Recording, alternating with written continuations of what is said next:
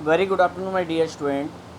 आज की इस टीचिंग कक्षा में मैं कक्षा गणित की इस क्लास में आज आपको पुनः एक बार फिर पूर्णांकों का जो गुणा संबंधी नियम और भाग संबंधी नियम है, उनमें जो चिन्हों को किस प्रकार से गुणा करना है, किस प्रकार का उनसे एक दूसरे से भाग करना है, धनात्मक ऋणात्मक पूर्णांकों के गुणनफल किस प्रकार से किए जाते हैं और उनका गुणनफल धनात्मक होता है या ऋणात्मक होता है, इस बात को मैंने पिछली वीडियो में आपको समझाया था। परंतु यहाँ पर मैंने देखा कि हमारे जो विद्यार्थी हैं उन्होंने मल्टीप्लिकेशन तो संख्याओं की सही की है, परंतु उन्होंने चिन्हों का थोड़ा सा ध्यान नहीं रखा। तो मुझे लगता है शायद आपको समझ में नहीं आया होगा। तो आइए आज पुनः हम पूर्णांकों के गुणनफल और भागफल पर चर्चा करेंगे। तो आइए सबसे पहले हम जान लेते हैं कि किन्हीं संख्याओं का गुणनफल क्या कहलाता है। आइए हम यहाँ पर देखते हैं कि गुणनफल और भागफल किसे कहते हैं। तो पुनः एक बार फिर हम चर्चा करते हैं। तो किन्हीं संख्याओं का गुणनफल क्या कहलाता है। आइए देखिए, आज 28 अप्रैल हो चुकी है और आज ये दोपहर की कक्षा में आप सभी के लिए गुणनफल क्या कहलाता है। दो या दो से अधिक संख्याओं का गुणन करने के पश्चात दो या दो से अधिक संख्याओं का गुणा करने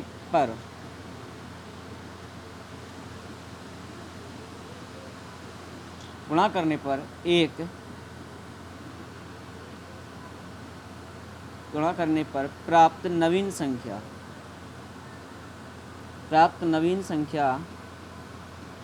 गुणनफल कहलाती है। प्राप्त नवीनतम संख्या उन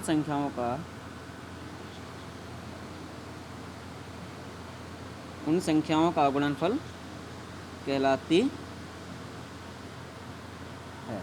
ठीक है, तो ये आपको समझ में आ गया कि जैसे एग्जाम्पल हमने लिया 4 × 3, तो 4 और 3 दो संख्याएं हैं, यहाँ हमने दोनों का गुणा किया तो 4 3 12, एक नई संख्या प्राप्त हुई 12, और 12 4 और 3 का क्या कहलाएगा, ये गुणनफल।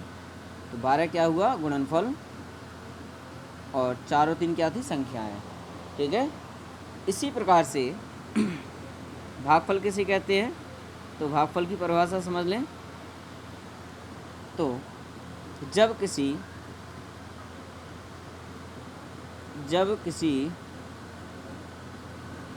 एक संख्या का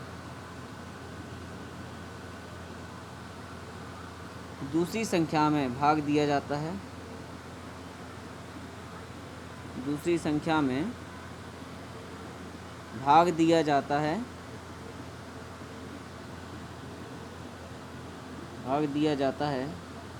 तो भाग देने पर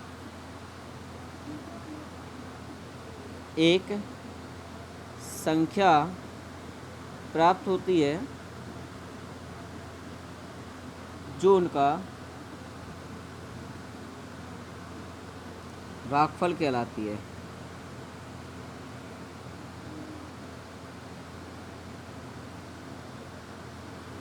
ठीक है, अर्थात जैसे हमने कहा 4/2, तो यहाँ 2 का भाग 4 में देना है, तो 2 दूनी 4, प्राप्त क्या हुआ, 2, अर्थात 2 का भाग 4 में कितनी बार चला गया, 2 बार चला गया, तो 2 हमारा भागफल कहलाएगा। क्लियर। चलिए अब हम बात करते हैं, कल हमने आपसे गुणा संबंधी नियमों की बात की थी, चिन्हों की, परंतु कुछ विद्यार्थियों ने सवाल जो किए वह काफ़ी तारीफ़ी काबिल उनके, क्योंकि उन्होंने मल्टीप्लिकेशन ठीक किए थे परंतु उन्होंने चिन्हों का ध्यान नहीं दे पाया था। तो माय डियर स्टूडेंट, गुणा करते समय आपको 2 बातों का ध्यान रखना है। तो यहाँ पॉइंट रहेगा हेडिंग में कि गुणा करते समय हमें 2 बिंदुओं पर ध्यान देना है, 2 बिंदुओं का ध्यान देना है। वो दो बिंदु क्या हैं, आइए हम बताते हैं। सबसे पहला बिंदु है, हमने आपको बताया था कि चिन्ह का गुणा चिन्ह से करते हैं, चिन्ह का गुणा चिन्ह से करते हैं। कोई भी संख्याएं हों, कितनी भी संख्याएं हों, सबसे पहले आपको चिन्हों का मल्टीप्लाई करना है। फिर जब चिन्हों का मल्टीप्लाई हो जाए तो इसके बाद क्या करना है, फिर संख्या का गुणा संख्या में, संख्या का गुणा संख्या में। देखिए चाहे कितनी भी संख्या हो, दो या दो से अधिक संख्या, मैंने आपको गुणा में आपको एक नियम बताया था, सहचर नियम। तो मैंने क्या कहा था कि जब आपको दो से अधिक संख्याएं मिलें गुणा करने के लिए, तो पहले क्या करें, आप पहले दो का गुणा कर लें, उन दोनों के गुणनफल में तीसरी का गुणा कर दें, फिर उनका जो गुणनफल है उसमें चौथी का गुणा कर दें, उसका जो गुणनफल है उसमें पाँचवीं संख्या का गुणा कर दें। तो ऐसे आपको अगर अनेकों संख्याएँ भी होंगी तो उनका गुणा आप आसानी से कर लेंगे। तो यहाँ दो बातों का ध्यान देना है, पहला चिन्ह का चिन्ह से गुणा करना है और संख्या का संख्या से। तो आइए हम चिन्ह की प्रॉपर्टी बताते हैं कि चिन्ह का जब चिन्ह से गुणा करते हैं तो मैंने आपको पिछली कक्षा में बताया था, वो मैं आपको पुनः रिपीट करता हूँ। देखिए यहाँ पर मैंने आपको समझाया था कि आपने गौर नहीं दिया, अगर गौर करते तो यहाँ पर आपको प्रॉब्लम्स नहीं आती इस चीज़ को करने में। मैंने कहा था दो या दो से अधिक धनात्मक संख्याओं का जो गुणनफल है वो सदैव एक धनात्मक संख्या ही होता है। अर्थात जैसे मान लीजिए उदाहरण में, उदाहरण नंबर 1, जब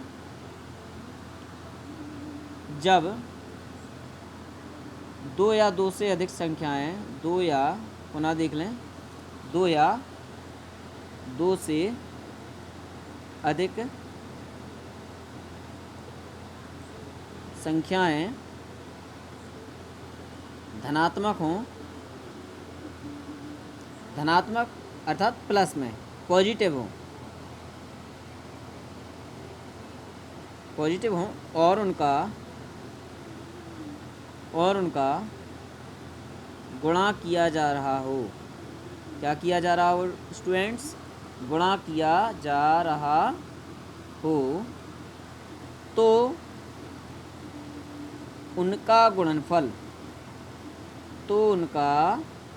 गुणनफल सदैव एक पॉजिटिव इंटीगर सी होगा, यानी धनात्मक संख्या ही होगी, धनात्मक संख्या ही होगा। अर्थात आपको चाहे कितनी भी संख्याएं हों, चाहे दो संख्याएं हों, चाहे दो से अधिक हों, अगर वे सभी संख्याएं धन की हैं, प्लस में हैं और उनका गुणा हो रहा है, तो उनका जो गुणनफल होगा वो धनात्मक ही होगा। उदाहरण में देख लें, जैसे 4 गुणे 3, तो 4 प्लस का है, 3 प्लस का है, तो इनका जो गुणनफल आया 4 3 12, वो भी किस में आएगा, प्लस में आएगा। ठीक है। 6 गुणे 4, तो 6 चौको 24, ये भी प्लस में आया। 8 गुणे 5, 8 पंचे 40, ये सब प्लस में आ रहे। 8 गुणे 3, 8 3 24, 24 गुणे 3, 24 3 72। अर्थात यहाँ पर अगर आप देखें तो जो पूर्णांक हैं वो सभी धनात्मक हैं, कोई भी पूर्णांक ऋणात्मक नहीं है इन 5 उदाहरणों में। तो यहाँ पर उनके जो गुणनफल प्राप्त हुए हैं वह भी प्लस में ही प्राप्त हुए हैं। तो हमेशा याद रखना कि जब दो या दो से अधिक पूर्णांक धनात्मक हों और उनका आपस में गुणा किया जा रहा हो, तो उनका जो गुणनफल होगा वो सदैव धनात्मक ही होगा। क्लियर है यहाँ पर? ओके। आइए यहाँ पर दूसरा पॉइंट यह है कि जब दो पूर्णांक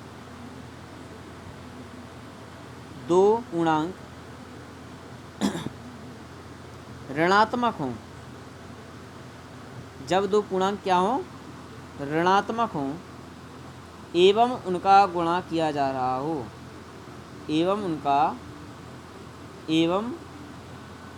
उनका गुणा किया जा रहा हो तो उनका गुणनफल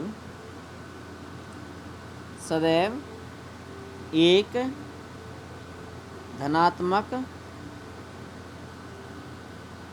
संख्या होती है। धनात्मक संख्या ही होगा। अब यहाँ पर बात मैंने की कि दो ऋणात्मक, अर्थात जब दो संख्याएं माइनस माइनस की हों और उनका गुणा किया जा रहा हो तो भी जो गुणनफल आएगा वो प्लस में आएगा। जैसे -5 गुणे -4, देखो -5 गुणे -4, यहाँ 5 भी माइनस का है, 4 भी माइनस का है। तो पहले हमने क्या कहा, ध्यान क्या करना है, चिन्ह का चिन्ह से गुणा। तो माइनस का गुणा माइनस में अर्थात प्लस। पहला नियम हमारा हो गया, चिन्ह का गुणा चिन्ह से हो गया। देखो अब हमने क्या कहा था, संख्या का गुणा संख्या से।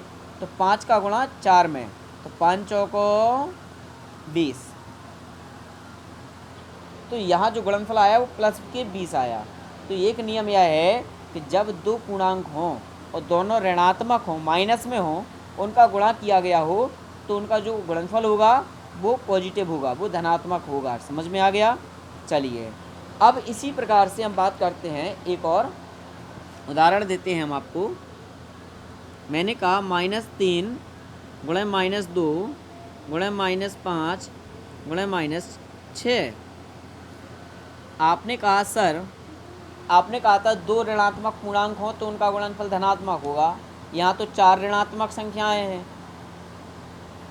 1 2 3 4। अब क्या करें, कुछ नहीं, वैसा ही करना है, चिन्ह का चिन्ह से गुणा। मैंने क्या कहा, चिन्ह का गुणा चिन्ह से, ठीक है। चलो तो ऋण का गुणा ऋण में किया, सेचर नियम लगा रहे, पहले दो संख्याओं का मल्टीप्लाई कर रहे हैं हम, 3 का 2 का कर रहे हैं हम। तो ऋण का गुणा ऋण में धन होगा, तो धन के 3 दूनी 6। अब ऋण 5 गुणे ऋण 6। अब हम करेंगे 6 और 5 का गुणा। देखो हम एक साथ चारों संख्याओं का गुणा नहीं किया, पहले हमने 3 और 2 का गुणा किया, उनका जो गुणनफल आया वो मैंने लिख लिया। उनके गुणनफल में 5 और 6 का गुणा किया। आइए अब +6 और -5 का गुणा करेंगे। तो प्लस का गुणा जब माइनस में किया जाए, तो याद रखना इस पॉइंट को, ये भी एक नियम है कि जब एक संख्या धनात्मक तथा दूसरी ऋणात्मक, एक धनात्मक हो दूसरी ऋणात्मक हो, तो उनका जो गुणनफल होगा वो सदैव ऋणात्मक ही होगा। तो +6 -5, हमने पहले क्या कहा, चिन्ह का चिन्ह से गुणा। तो प्लस का गुणा माइनस में, माइनस संख्या का संख्या से, 6 पंचे 30, -30 आया। अब -30 में -6 का गुणा करेंगे तो देखो फिर दो ऋणात्मक पूर्णांक आ गए।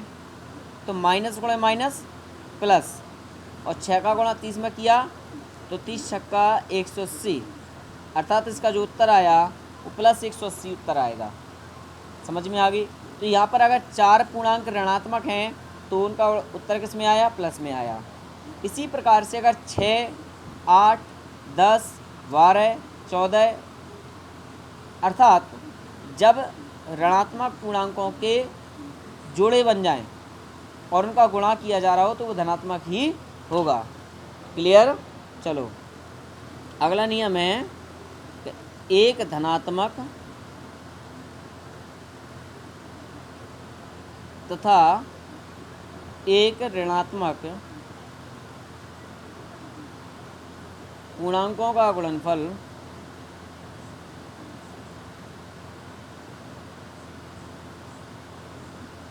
सदैव ऋणात्मक ही होगा।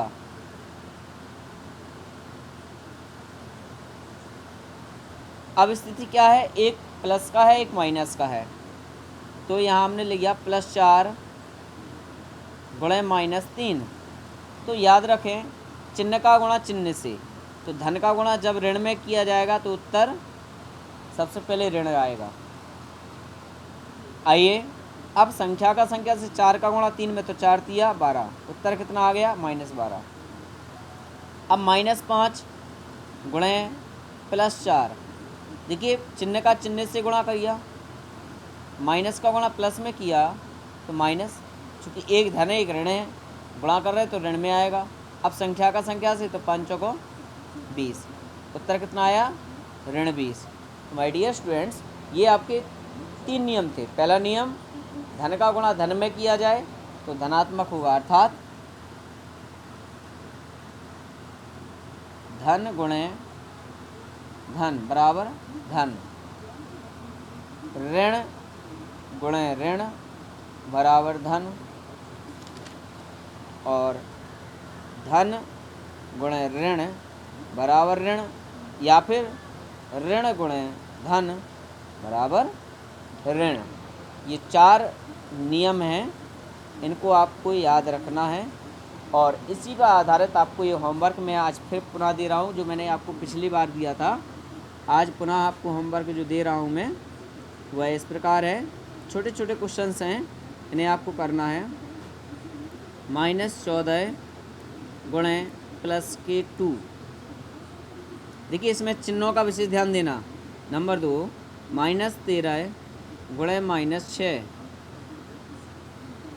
तीसरा सवाल है -8 गुणे -5। चौथा सवाल है +8 गुणे -6।